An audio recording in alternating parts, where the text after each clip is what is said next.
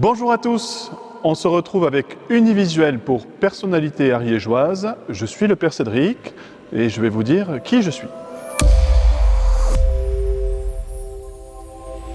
Aujourd'hui, on se retrouve donc avec le Père Cédric de la paroisse de Mazères, Gaudiès et Montaut. Bonjour à tous et bonjour Léo. Donc, on se tutoie? Oui, très bien. On va commencer tout de suite. Est-ce que ça fait longtemps que tu es père à Mazères? Je suis prêtre à Mazères depuis 1 an et demi, bientôt 2 ans en septembre. D'accord. Donc on dit père, on dit prêtre? Alors, le prêtre, on l'appelle mon père. Oui. Donc on peut l'appeler père. Donc ça oui, on peut l'appeler monsieur le curé aussi, dans quelques cas. On a plein d'appellations. Donc oui, on peut dire père. Est-ce que tu as toujours voulu être prêtre? Non. Ah. Ce n'est pas quelque chose qui était naturel pour moi, même si je suis né dans une famille catholique et que j'ai toujours aimé les figures des prêtres. Mais au début, je voulais être kinésithérapeute. Voilà, pour lier mon métier à ma passion qui était le rugby. Et c'est après que j'ai entendu l'appel du Seigneur et que j'ai décidé petit à petit d'y répondre. Donc ça, on y reviendra. En premier lieu, peux-tu peut-être nous parler de ton enfance en quelques mots? Oui, moi j'ai vécu une enfance heureuse. Je suis le fils d'un couple de boulangers à Saint-Ibard, dans l'Ariège, un petit village de 500 habitants. Et j'ai un frère. Voilà. Et j'ai vécu une enfance heureuse. Mes parents m'ont transmis la foi. Et ce qui m'a aussi beaucoup fait grandir, c'est le rugby. Le premier jour où j'ai essayé, ça m'a plu parce qu'il y avait cette ambiance de camaraderie, où on était tous égaux les uns les autres, et il n'y avait pas de brimade ou quoi que ce soit. Ça m'a apporté des valeurs que je retrouvais à la fois dans ma famille et à la fois aussi dans la foi chrétienne, et qui m'ont fait vraiment grandir. Ça m'a permis aussi de m'affermir et de prendre confiance en moi. Tu as eu la chance donc de faire des camps de jeunes religieux. Oui, ça aussi, ça m'a beaucoup marqué. C'est-à-dire que pour mes parents, c'était important de me transmettre la foi, mais en même temps qu'il y a aussi une église jeune, qu'on voit moins, et ils m'ont inscrit dès la 6e en fait, dans des camps de jeunes, et en fait, ça m'a nourri pendant toute mon adolescence. Aujourd'hui, quel est le parcours de cet enfant de Dieu qui finit prêtre? C'est assez particulier, c'est-à-dire que devenir prêtre, on ne va pas le choisir comme un métier. C'est pas possible.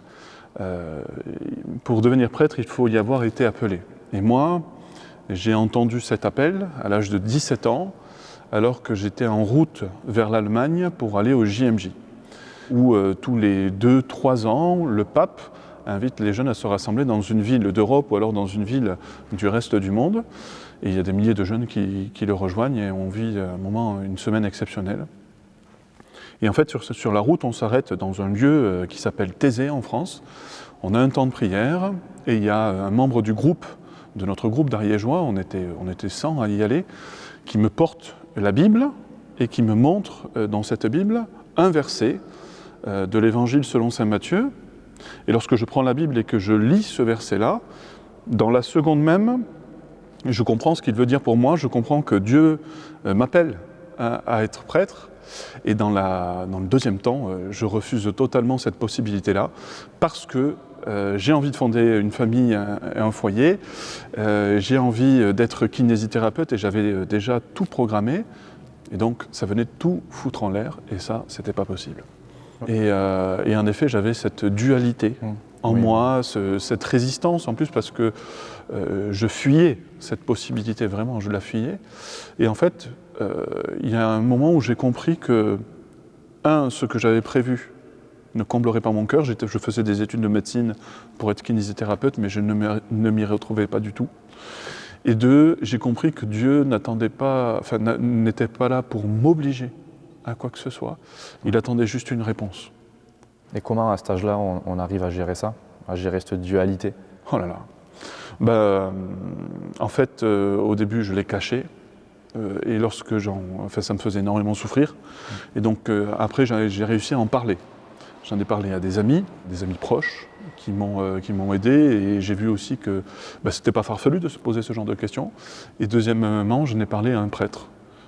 Et puis, il y a aussi des signes que Dieu a donnés, qui ont fait qui m'ont montré que cet appel n'était pas juste une idée farfelue d'un moment, mais qu'il y avait quelque chose de plus profond. Voilà. Des signes très concrets. Une personne qui m'a dit qu'elle l'a toujours cru que je deviendrais prêtre, par exemple. Un autre signe encore plus concret, une religieuse qui donne le témoignage aussi de comment et pourquoi elle est devenue religieuse et qui va dire exactement la même phrase que j'avais lue 6 mois auparavant dans la Bible. Et ensuite, tu as choisi donc de rentrer en médecine? Et c'est là où j'ai compris, au bout de 6 mois en médecine, en première année, que ce que je faisais ne comblerait pas mon cœur. Et lorsque j'ai participé à une conférence sur l'humanitaire, là, ça m'a parlé, ça m'a fait tilt. Je me suis dit, c'est ça ce dont j'ai soif. Je veux vraiment me mettre au service des autres et je sais que lorsque je serai vraiment dans un esprit de service total, je serai heureux. Qu'est-ce qui a fait naître cet altruisme en toi? C'est mes parents. Ce sens du service, c'est vraiment mes parents qui me l'ont toujours inculqué, qui me l'ont toujours donné. C'est aussi les valeurs de l'Évangile, hein, où le cœur du message de Jésus, c'est vraiment l'amour du prochain. Suite à ça, qu'est-ce qui s'est passé? Donc pendant cette année de médecine, un des prêtres que je suis allé voir me dit, écoute, on a un petit groupe et on va faire une marche. Et viens participer.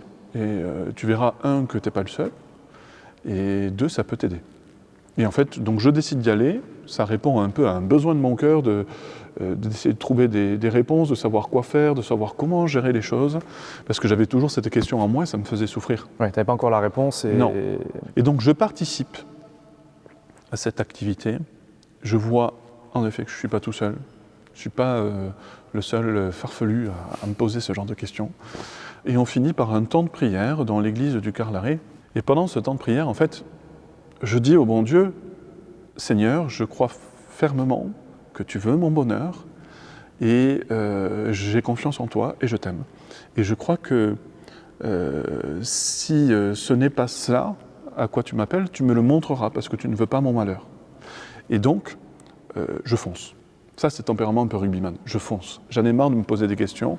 Au bout d'un moment, quand on a le ballon, il faut y aller, quoi. Bam. Il faut avancer, voilà. quoi. Voilà. Et donc, je vais voir le prêtre qui m'accompagnait et je lui dis, écoute, je veux répondre à l'appel du Seigneur et je sais que si c'est pas ça, il me le montrera, donc je veux rentrer au séminaire. Avant de parler donc, de cette maison de formation, donc du séminaire, je te propose une petite rubrique.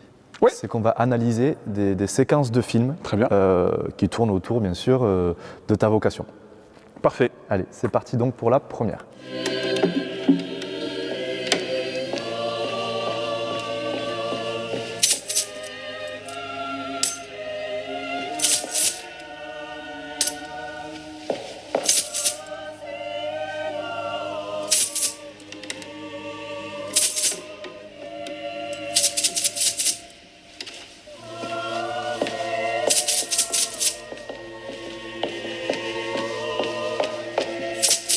C'était donc l'Avare avec Louis de Funès. Je trouve ça extraordinaire et bien trouvé. Et on voit là, on ne le voit pas sur la vidéo, mais on voit la bonne femme le poursuivre jusque je ne sais où. Moi, évidemment, en bon curé, ça me fait penser à toutes les fois où dans les quêtes, on va trouver des boutons, des jetons de caddie, ou alors des pièces étrangères. La quête, c'est le lieu où on va se débarrasser de toutes les pièces qui nous embêtent. Souvent, on ne sait pas à quoi ça sert la quête. On a l'impression que l'Église est riche, que Rome est riche, etc., parce qu'il y a énormément de beaux monuments, beaucoup d'or dessus, etc., et que même les objets qu'on utilise, ils sont dorés. Et en fait, tout ça, ça ne nous appartient pas. Et les gens ne le savent pas, ils pensent qu'on reçoit des subventions de Rome ou des subventions de l'État. En fait, ce n'est pas le cas. La seule chose qui nous fait vivre, ce sont les dons des fidèles, et notamment la quête. Il y en a d'autres moyens, mais notamment la quête. Donc, donc la quête, ça fait vraiment partie de votre salaire, quoi. La Oui. quête, enfin, tous ces dons-là, quoi. Est-ce que tu peux nous en dire peut-être un peu plus sur Totalement. le salaire d'un prêtre, comment ça fonctionne? Totalement. L'Église est constituée en association, qu'on appelle, c'est pas une association loi 1901, mais c'est une association cultuelle. Et à ce titre-là, donc, on a le droit de recevoir des dons. Eh bien, tout l'argent, enfin, une grande partie de l'argent remonte au niveau départemental au siège de l'association qu'on va appeler un évêché.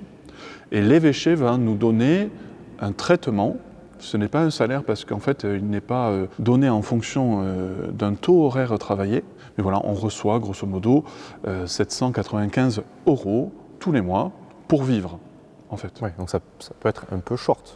Alors, c'est confortable en fait, parce qu'on a un avantage en nature qui est le logement. D'accord. Oui. Donc on n'a pas le logement à payer et on n'a pas notre sécurité sociale à payer, enfin tout cela est payé. Après, on n'est pas blanchi, on n'est pas nourri. Bien sûr. Voilà. Et c'est là où peut-être la quête et les autres dons rentrent en jeu aussi, c'est pour faire c'est un complément de salaire tout simplement. Il va y avoir une partie de complément de salaire. Alors pas forcément avec la quête, mais ça va être pour d'autres dons, c'est-à-dire que par exemple lorsque quelqu'un va demander qu'on prie pour un défunt à une messe, il est invité, il n'y a pas d'obligation, mais il est invité à donner par exemple 18 €. Ces 18 €, ils vont permettre d'augmenter le traitement que l'on va avoir. Et grosso modo, on a 20 fois 18 € en plus par mois. Donc on arrive à toucher globalement 1100 € par mois. Ce qui est très confortable, en plus du logement. Tout à fait. On passe donc à la deuxième vidéo ? Deuxième vidéo. Allez, c'est parti. Ne vous mettez pas martel en tête. Vous n'aviez pas besoin de blanchissage. Et surtout, ne me demandez pas l'absolution. Ça n'en vaut pas la peine. Ce serait gaspiller la grâce du bon Dieu. Une toute petite bénédiction. Voilà. Allez en paix, mon enfant. Donc là, la vidéo qu'on vient de voir, donc c'est l'Auberge rouge de Fernandel, 1951. Et donc on peut voir Fernandel donc en prêtre. Oui, c'est un peu avant Don Camillo, visiblement. Il faut savoir qu'avant 1969, il y avait l'obligation pour se confesser, de se confesser à travers un confessionnal. Aujourd'hui, il n'y a pas d'obligation.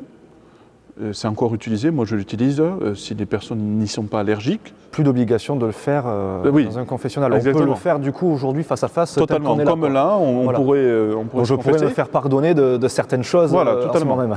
Totalement, c'est exactement ça. Il y a des gens qui n'aiment pas rentrer dans ce lieu-là parce que ça leur rappelle de mauvais souvenirs. Après, ce qui est étonnant dans cette vidéo, c'est que là, il dit qu'il ne va pas lui donner l'absolution, il lui donne juste une bénédiction.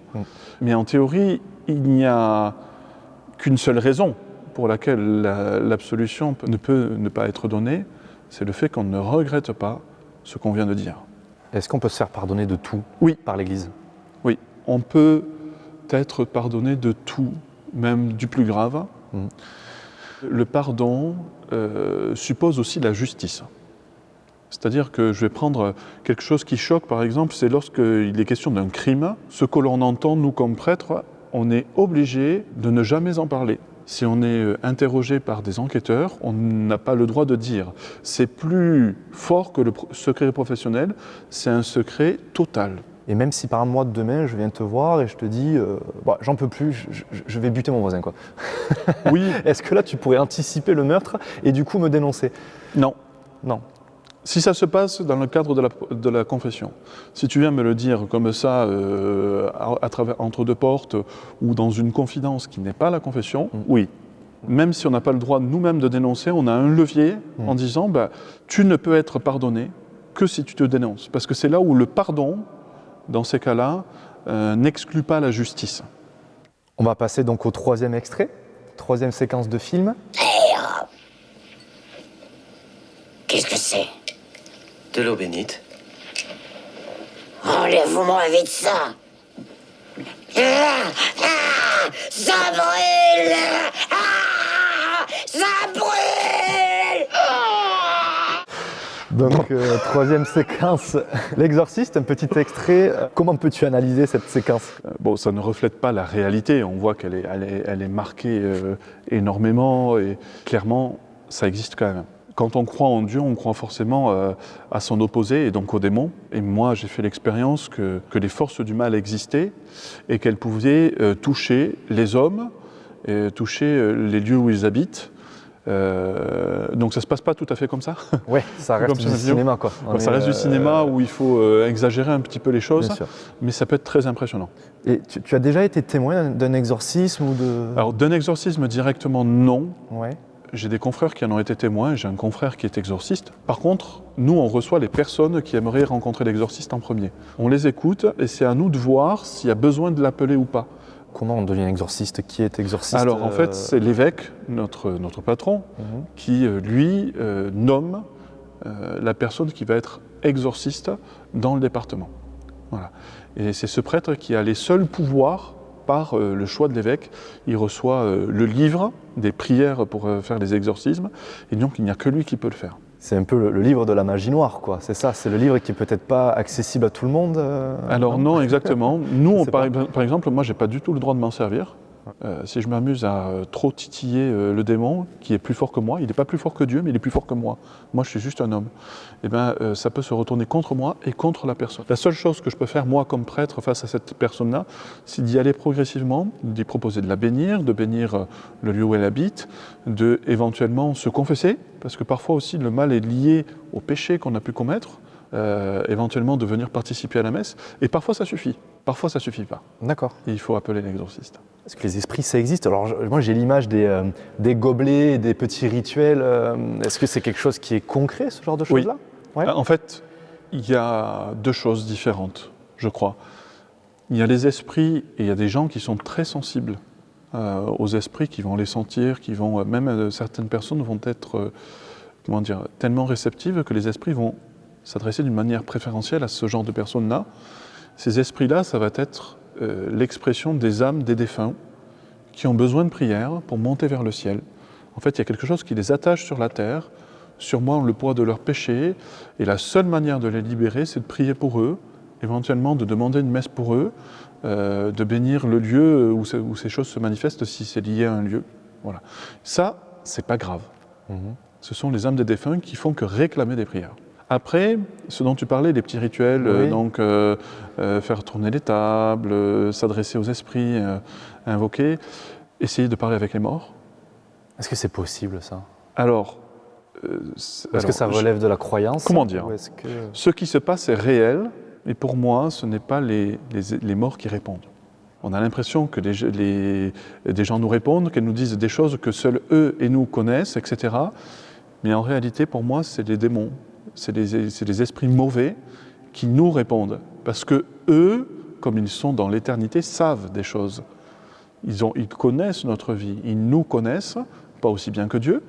Et en fait, si on joue à ça, on entre en contact avec les forces du mal. Et c'est une des manières par lesquelles les forces du mal peuvent nous toucher et entrer en nous.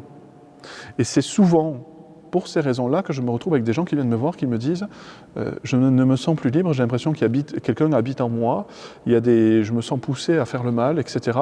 Mais c'est souvent après des rites magiques, des rites ésotériques, que ensuite je me retrouve avec les gens qui viennent me voir en me disant j'ai besoin d'être délivré de quelque chose, ça va pas. Et est-ce que ça peut arriver, ce genre de choses, à des personnes qui sont non-croyantes? Oui. Et c'est souvent avec des personnes qui sont non-croyantes ou qui se sont éloignées de la religion et qui vont faire appel à des magiciens, à des sorciers, à des guérisseurs. C'est pas parce qu'on est croyant, baptisé ou quoi que ce soit qu'on est plus protégé. On passe à la dernière séquence? Oui.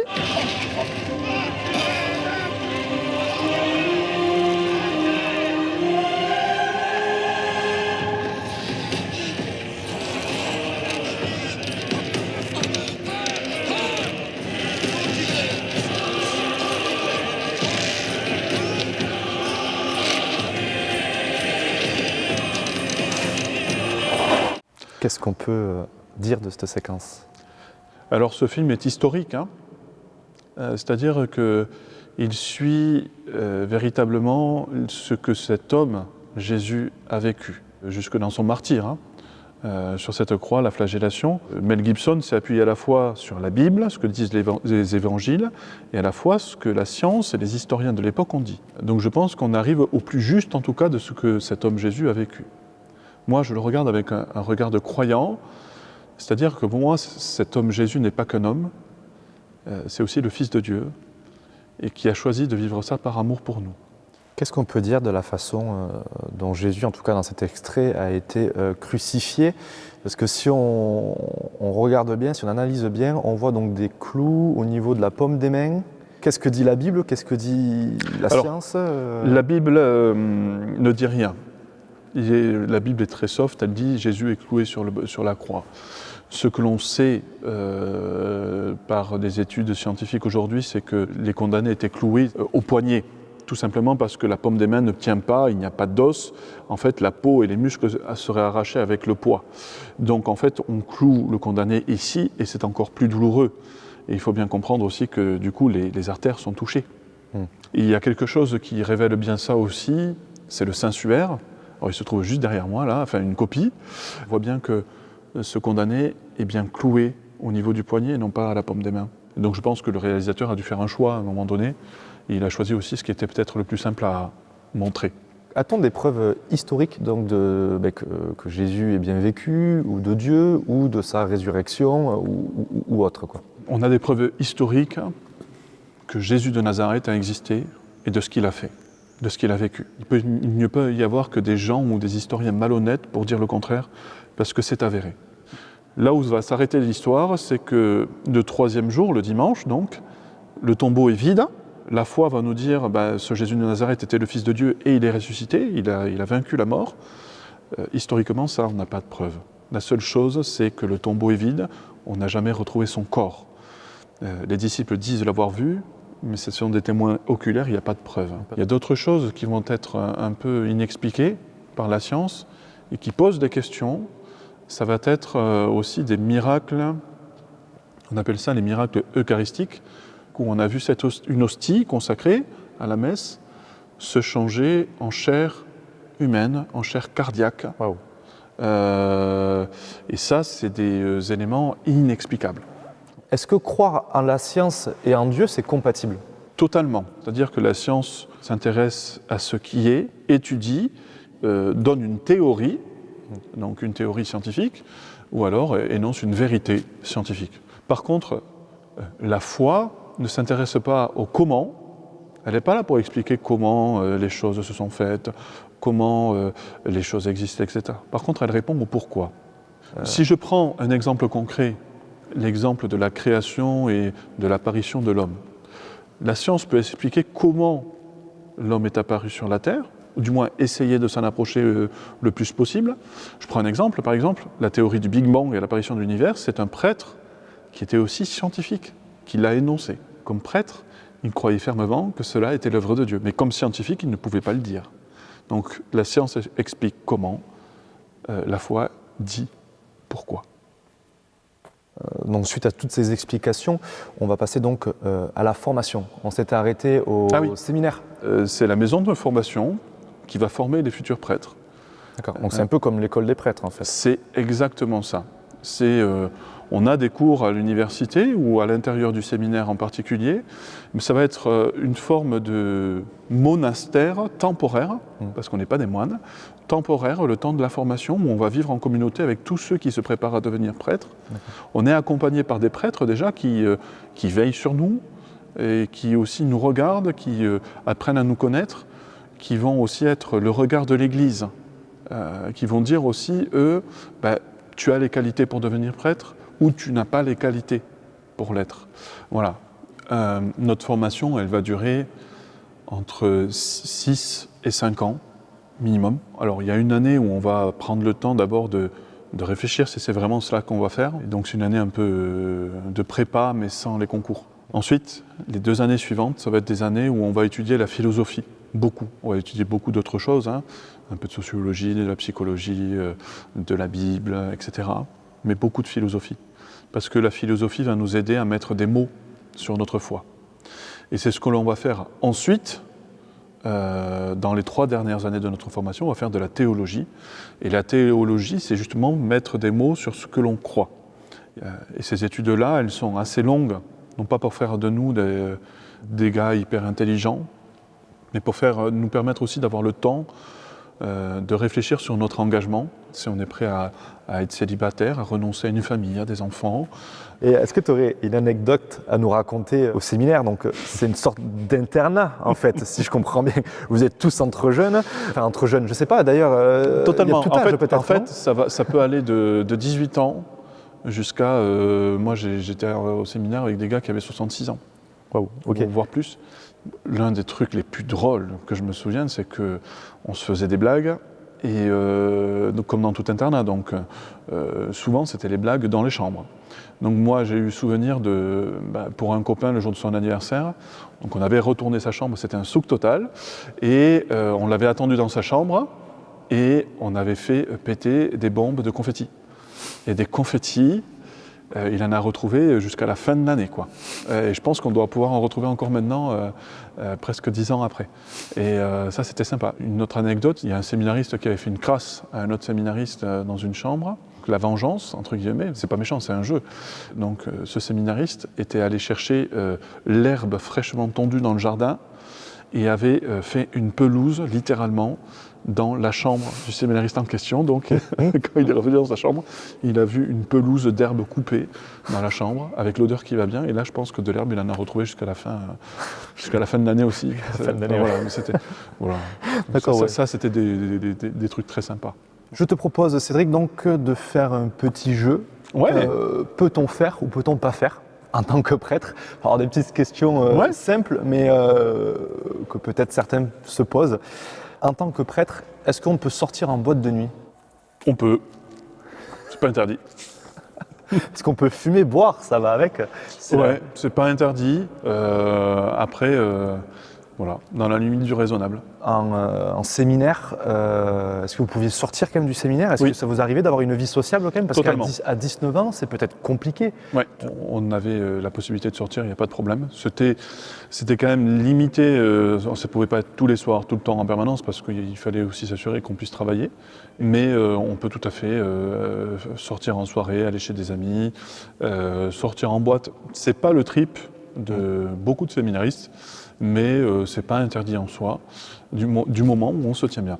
En fait, l'idée c'est qu'on peut faire tout, tant que c'est pas interdit évidemment, mais on n'oublie pas qu'on est séminariste lorsqu'on est là-bas, quoi.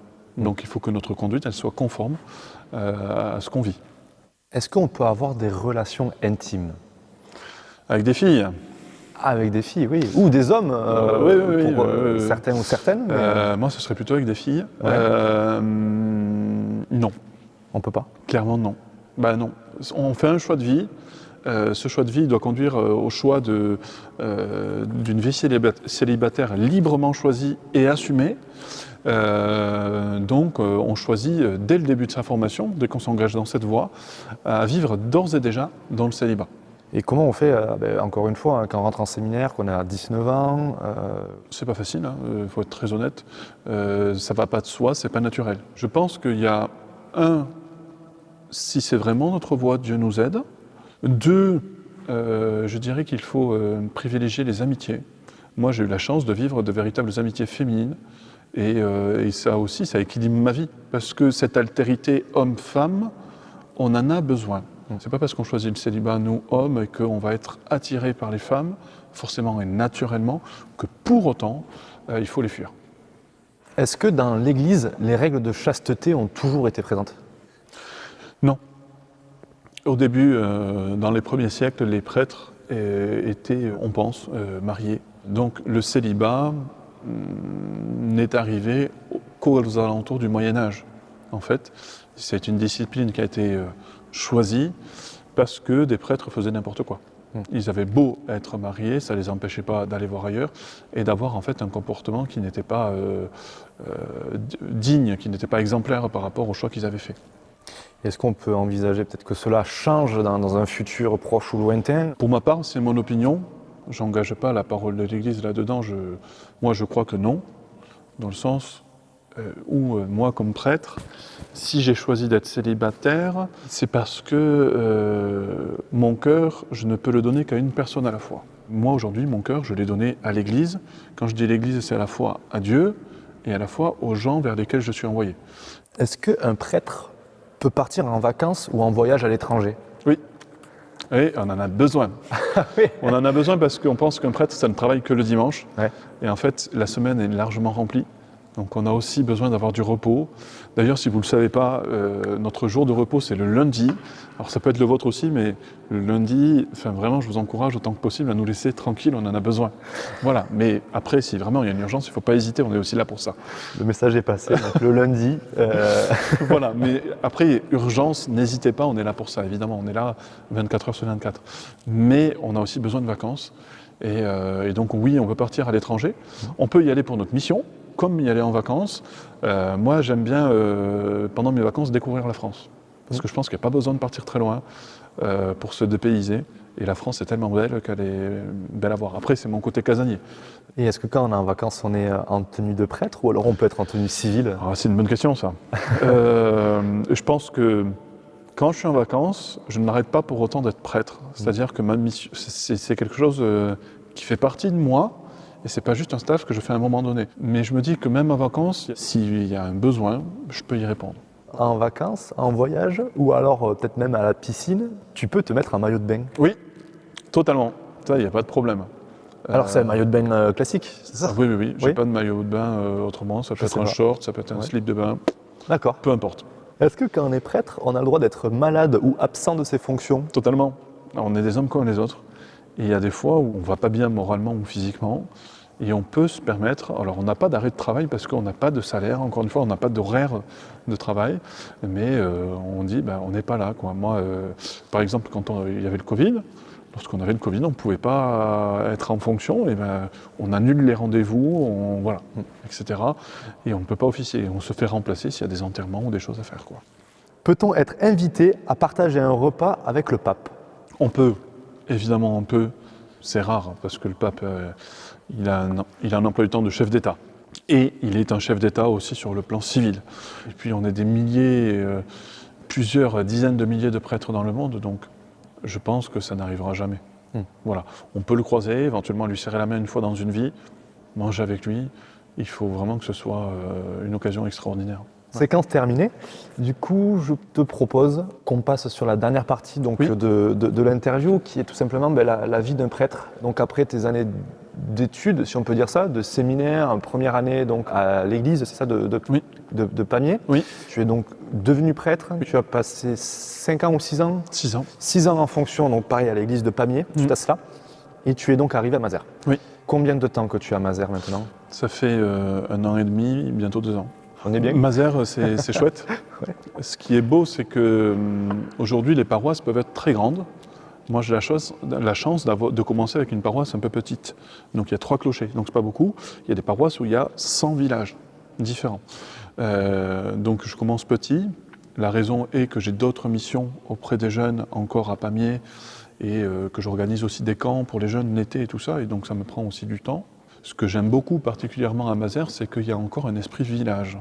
Moi, je suis né dans un village, j'aime cet esprit-là, avec les bons côtés comme avec les mauvais, et parce que tout le monde se dit bonjour. Ici à Mazères, dans les rues, on peut papoter, on peut se dire bonjour, et c'est assez agréable. Une fois que tu es donc devenu prêtre, est-ce que tu as eu des illusions? La première des désillusions que j'ai eu à vivre, c'était avant de devenir prêtre, mais qui me semble importante, c'est que pour moi, j'admirais la figure des prêtres, je les ai toujours admirés depuis tout petit, parce que je les voyais comme des hommes parfaits, des super chrétiens, si on veut. Et en fait, la première désillusion que j'ai eue, c'est de me rendre compte à quel point ils étaient imparfaits. Et à la fois, c'était une désillusion, donc une grande tristesse, en me disant, mince, ce que tu as cru depuis tout petit, c'était pas vrai. Et en même temps aussi, un réconfort, parce que je voyais bien que moi, qui me sentais appelé à devenir prêtre, j'étais loin d'être parfait. Et au début, je me posais des questions, je me disais, mais tu ne seras jamais parfait, tu ne pourras jamais être un bon exemple pour les gens, donc tu ne peux pas être prêtre. Et donc, c'était pas facile. Voilà, donc ça, c'était la première désillusion, mais qui a été aussi un réconfort. En tant que prêtre, quelle a été ta plus grande découverte? De découvrir que j'étais pas juste, le chef d'une communauté, mais qu'en fait, cette communauté était à un moment devenue ma famille. Et le jour de mes 30 ans, en fait, ce sont des paroissiens qui m'ont organisé un anniversaire surprise. Là, je me suis dit, ah ouais, en fait, ma famille aujourd'hui, même si mes parents comptent énormément et qu'ils ont de la place dans ma vie, ma famille, c'est ma paroisse, c'est ma communauté, c'est ma mission, c'est les gens vers lesquels je suis envoyé. Et ça, c'est une vraie découverte. Et je comprends d'autant plus pourquoi on nous appelle père. tu vois, parce qu'il y a vraiment un lien à la fois fraternel et en même temps un lien de paternité. Voilà, et ça, j'ai trouvé ça très beau et moi, ça me nourrit au quotidien. Qu'est-ce que tu aimes le moins dans ta fonction de prêtre? Moi, ce qui est le plus difficile, c'est parfois, même si on s'y habitue avec le temps, mais c'est d'être dévisagé. D'un côté, je le comprends, parce qu'on est de moins en moins de prêtres. Moi, je suis un prêtre jeune, c'est pas courant. Et puis, j'ai une corpulence qui en impose. Donc, le regard des gens, parfois, peut être pesant. Et moi, je le compare parfois au regard que l'on peut poser, en tout cas, ce regard lourd, vers les personnes handicapées, par exemple, qui suscitent de la curiosité ou autre. Ça fait partie du job dans le sens où si je choisis de porter un costume qui se voit, c'est aussi pour montrer aux gens que je suis là et pour que, s'ils ont besoin, ils puissent faire appel à moi. Je pense qu'un policier, un gendarme, un pompier peut vivre la même chose d'une autre manière. Sauf que lui, il est soumis à des horaires et après il rentre chez lui et voilà. Moi, c'est en permanence. On apprend à vivre avec ça? En fait, on s'y habitue. Là où ils vont être pesants, c'est si je vais pas bien. Si j'ai un coup de moins bien au moral ou autre, je vais pas bien, je vais le voir, ça va me peser. Après, en temps ordinaire, de manière ordinaire, on s'en rend même plus compte. C'est par contre les amis qui sont autour de nous, ils s'en rendent compte. Parce qu'eux ne sont pas habitués, ils voient à quel point on est regardé. Pour clôturer cette dernière partie, où vit un prêtre? C'est une bonne question. Un prêtre, il vit dans ce qu'on appelle un presbytère, qui est une maison comme les autres. Donc on ne vit pas dans l'église, dans une chapelle où on a un lit ou dans la sacristie, bref. Donc on a une maison qui nous est soit prêtée par la mairie, soit qui appartient à l'église, et donc qui est notre lieu de vie, notre lieu principal de travail pour tout ce qui est travail administratif et tout. Parfois il y a aussi des salles paroissiales qui sont plus ou moins attenantes, dans lesquelles se déroule le catéchisme, les activités de la paroisse qui se déroulent en dehors de l'église. Du coup, ton lieu de vie, donc à Mazères, le presbytère, il se situe... Il se situe juste à côté de la salle Phébus et de la salle du séminaire. Si la porte est ouverte, ça veut dire que je suis disponible et que tout le monde, tous ceux qui veulent, peuvent franchir, ne serait-ce que pour prendre un café ou ne serait-ce que pour visiter si vous avez envie, il n'y a pas de problème. Est-ce que tu aurais quelque chose à rajouter sur cette dernière séquence de vie à Mazères? Moi, je suis très heureux d'être à Mazères, d'apprendre à vous connaître, tous les habitants de Mazères, Montaut et Gaudiès, d'apprendre aussi à être prêtre avec vous, parce que vous m'y aidez. Et voilà, et moi j'ai envie d'être au cœur de nos villages, d'être présent pour vous, d'être disponible pour vous, de vous servir et de vous aimer. Voilà, tout simplement. Tu nous as apporté quelques petits objets, donc on va pouvoir voir ensemble, les découvrir et tu vas nous expliquer tout simplement à quoi ils servent et quelles sont leurs utilisations. Ok, c'est parti. Donc tu nous as apporté 1, 2, 3, 4 objets, c'est ça? Oui. 4 objets, eh bien, je t'en prie. 4 objets.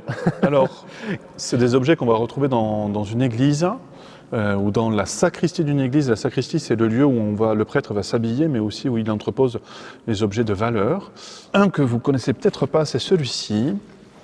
Donc ça, c'est une petite fiole, on appelle ça une ampoule, alors c'est pas une ampoule qui éclaire, dans laquelle il y a en fait de l'huile qui a été bénie et qui est imbibée dans du coton pour pas que ce soit trop liquide. Et cette huile, on s'en sert pour les baptêmes. Voilà. C'est une huile qui a été consacrée par l'évêque un peu avant Pâques. C'est avec ça que tu vas bénir? Non. Quelle est l'utilité concrète de si cette tu huile? veux, au moment du baptême, on va baptiser avec de l'eau. Oui. Et ensuite, on va mettre de l'huile sur le front de la personne. Et cela manifeste qu'il y a un lien qui se crée entre Jésus et la personne. Le baptême, c'est vraiment le moment où on est connecté avec Dieu. D'accord. Alors, vous ne pouvez pas le sentir, mais... C'est ça. Il y a une petite odeur sympa. Ouais. Je peux? Oui, vas-y. Tu peux ouvrir et tu peux sentir. Il y a une petite odeur sympa qui sent... En fait, c'est de l'huile qui est parfumée. Ouais. Et celle-là, elle est parfumée avec de la lavande et ce qu'on appelle du baume, ce qui lui donne, enfin, ça embaume. Ouais, c'est là que vient le mot ça embaumé. fait penser un peu à la crème au baume du tigre. Un peu, oui. Tu vois, Donc c'est de l'huile d'olive initialement dans laquelle on met ce baume et cette huile essentielle. Et en fait après il est consacré lors d'une messe. On s'en sert pendant 1 an. Deuxième objet, c'est celui-ci. Alors c'est un objet particulier, il faudrait peut-être faire un petit zoom. En fait il y a ici une relique. Donc là, c'est la relique de Saint Gaudéric, qui est le saint patron des agriculteurs. Voilà, qu'on peut prier pour avoir la pluie et le beau temps. Les reliques, qu'est-ce que c'est? Ce sont des restes de saints, donc soit c'est des restes du squelette du saint, donc un petit bout, là ça doit être un petit bout d'os, oui. Parce qu'une relique, c'est forcément un squelette ou une partie Non. humaine? Non. Pas forcément, ça peut être aussi un bout de vêtement. Souvent, ça va être quand même un bout de corps. C'est quelque chose qui a appartenu Voilà, à un saint. À un saint, ouais. En fait, les reliques sont des signes qui nous aident à nous rattacher à ces saints qui sont pour nous à la fois des exemples et à la fois des personnes qui sont auprès de Dieu et dont on peut demander la prière et en fait et leur protection. Autre objet qui est souvent vu à la messe, donc c'est ce qu'on va appeler de manière triviale une coupe. En fait, nous on appelle ça un calice. Ah, je crois que c'était le Saint Graal. Alors voilà, dans Indiana Jones, on peut voir le Saint Graal, on voit beaucoup de copes dorées, et au final, il prend la coupe en terre, ou en bois, je ne sais plus. Donc on appelle ça un calice, c'est de là que vient l'expression boire le calice jusqu'à la lie. Et la lie, c'était la partie pas très bonne du vin. Et donc, il y a une petite assiette en métal doré, là aussi, en vermeil, qui s'appelle une patène. Donc là, c'est là où on met le vin pour la messe, et là, c'est là où on met l'hostie pour la messe, la grande hostie du prêtre. Souvent, on a l'impression que ça montre de la richesse. Donc oui, c'est du métal précieux, mais c'est pas de l'or. C'est pas de l'or, c'est du vermeil, donc c'est un mélange de métal, donc de l'argent avec du laiton. Ce que j'aimerais dire aussi, c'est que ça, par exemple, ça ne nous appartient pas. Ça appartient à l'État français. Donc quand on croit que l'Église est riche, Oui. en fait c'est une idée reçue. L'Église a de l'argent, elle a des bâtiments qu'elle met d'abord au service des gens et au service de la pauvreté. Voilà, ça ne Je nous appartient pensais pas. que l'État et l'Église étaient donc Séparés. séparés. Mais au moment de la séparation de l'Église de l'État, donc, et aussi à la Révolution, en fait, les biens de l'Église ont été pris par l'État, à savoir les bâtiments, les églises appartiennent à l'État, et aussi ce qu'il y a dans l'Église, à savoir les objets précieux religieux, appartiennent à l'État. Les seuls qui ne lui appartiennent pas, ce sont ceux qu'on a achetés après 1905. Et après, le dernier objet que je montre, parce que ça me semblait important de montrer ça, c'est ce livre. Alors on peut croire que c'est une Bible, c'est presque une Bible, mais c'est pas une Bible, c'est parce qu'il n'y a pas la Bible en entier à l'intérieur.